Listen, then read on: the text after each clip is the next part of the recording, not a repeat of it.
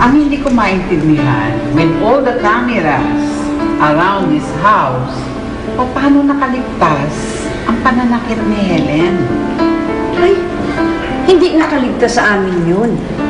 Tinago lang talaga namin sa inyo kasi wala namang magsambulat, walang gusto magsambulat nito sa world. Mahalin ninyo si Helen kaya umayag ako na mag-apply siya bilang yaya. I trusted her. At kahit labag sa kalooban ko na may kahati ako sa atensyon ni Nino, umayag ako na nandyan siya. Pero hindi ko alam na habang nakatalikod ako, ganun na pala ang ginagawa niya sa bata. Manette, I'm sorry. Pero sa lahat ng sinabi mong salita, wala akong makuhang paniwalaan. Okay. Hindi naman kita pipilitin eh. Pero ang akin lang, ano ba bang gusto mong ebidensya?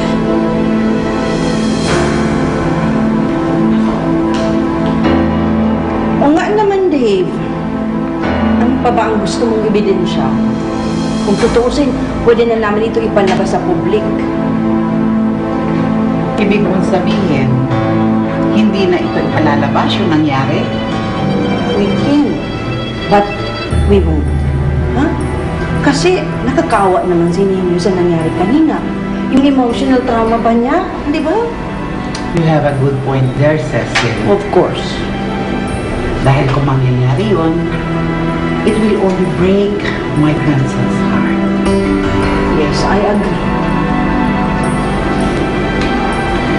Saglit lang po. Sa tingin ko mas mabuti pa eh. Kausapin ko muna si Nino kung ano talaga nangyari.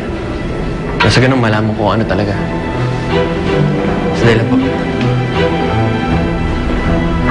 Dave?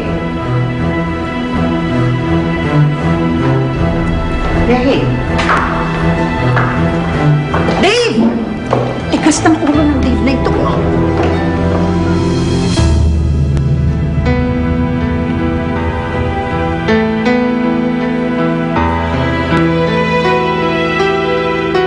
According to him, pupurot siya at saka pinapalo ng tsinelas pag wala kami. Sinisigawan din siya ni Helen palagi.